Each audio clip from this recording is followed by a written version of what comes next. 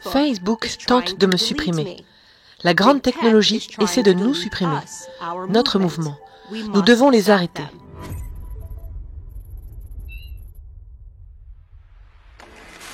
Vous êtes intelligents. Il y a longtemps, vous avez arrêté de croire à la corporation des médias corrompus. Vous avez zappé les journaux et les émissions de télé et vous avez commencé à regarder les nouvelles sur les plateformes sociales. Les voix conservatrices comme la mienne dominent sur ces plateformes. Nous sommes les Américains qui n'ont pas une voix dans les médias traditionnels. Honnêtement, pensez-vous que la gauche veut que j'ai une tribune pour parler? Mais je peux avoir une voix, ici. Sur mes propres plateformes sociales, je peux être entendu. Cette liberté exaspère la gauche, qui avait l'habitude d'exercer un contrôle total sur nos informations. Ils ont donc conçu un plan pour me faire taire, ainsi que tous les conservateurs. Et Facebook les paie pour ça.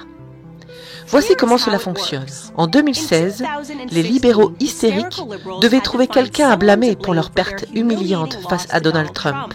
Dans leur esprit, ils n'auraient pas pu perdre à cause de leurs propres candidats, ou de leurs politiques horribles, ou de leurs propres messages défaillants.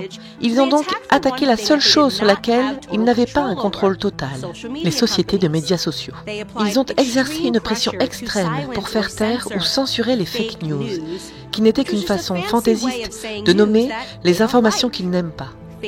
Facebook s'est plié à cette pression et a créé un réseau de fact-checkers avec des pouvoirs tels ceux d'un dieu sur nous tous. Voici comment fonctionne la vérification des faits sur Facebook. Un site web dont vous n'avez jamais entendu parler, géré par un partisan de la gauche arbitraire, traque les pages de vos personnalités conservatrices préférées. Chaque fois que nous disons quelque chose avec lequel ils ne sont pas d'accord, ces fact-checkers ripostent par un vicieux coup de théâtre partisan, puis ils nous harcèlent, nous et notre public, en apposant des étiquettes avertissant d'un danger sur ce que nous avons posté. Souvent, ces étiquettes disent « contexte manquant » ou « contesté ». Oui, merci Facebook. Tous les arguments politiques en Amérique sont contestés. Chaque argument est en effet dépourvu de contexte. Mais la folie continue. Ces fact-checkers, comme j'aime les appeler, pourraient être qu'une nuisance, mais Facebook leur donne la possibilité de détruire la diffusion de notre contenu, et donc nous ne pouvons plus communiquer avec vous. Ils démonétisent nos pages de sorte que nous ne pouvons pas gagner notre vie en produisant du contenu pour notre public. Et voici la partie la plus époustouflante. La plupart de ces fact-checkers sont de pure humeur partisane. Ils sont faux, falsifiés, mensongers. Mais il n'y a aucun recours pour vos créateurs conservateurs favoris. Nous sommes tenus en joue par ces pirates partisans et Facebook leur donne le pistolet. C'est pourquoi je poursuis les fact-checkers de Facebook. Je les poursuis en votre nom, en celui de vos créateurs et sites d'information préférés, au nom de notre liberté d'expression et de pensée. Alors, qui sont ces pirates informatiques? Eh bien, je poursuis un site appelé Lead Story. Lead Story est géré par un ancien employé de CNN de 26 ans qui gagne sa vie en cannibalisant et en calomniant le contenu et les créateurs conservateurs. Son site web a publié des fake news contestées, dont une qui s'en prenait à mon contenu personnel. Donc je vais le poursuivre personnellement. Voici une question importante. Qui finance Lead Story? Selon leur propre page d'accueil, le financement de Lead Story est assuré par Facebook et Google, ainsi que par ByteDance. Et qu'est-ce que ByteDance?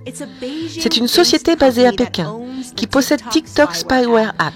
Notre propre département de la justice affirme que la société est une menace pour la sécurité nationale et qu'elle est compromise par le Parti communiste chinois. Facebook paie des fact-checkers financés par une branche du Parti communiste chinois pour censurer mon contenu ici en Amérique. Le Parti communiste chinois a plus de poids sur mon contenu que le premier amendement. C'est de la folie. Ce n'est pas américain. C'est dangereux et il faut que ça cesse. C'est pourquoi je me bats. Nos libertés sont en jeu. Notre mouvement est en jeu. Nous savons que ces batailles ont lieu partout dans le monde. Souhaitez-vous me soutenir dans mes efforts contre ces fact-checkers?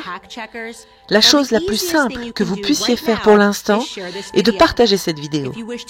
Si vous souhaitez faire un don en soutien, vous pouvez aller sur www.factcheckzuck.com. Nous nous battrons et nous gagnerons.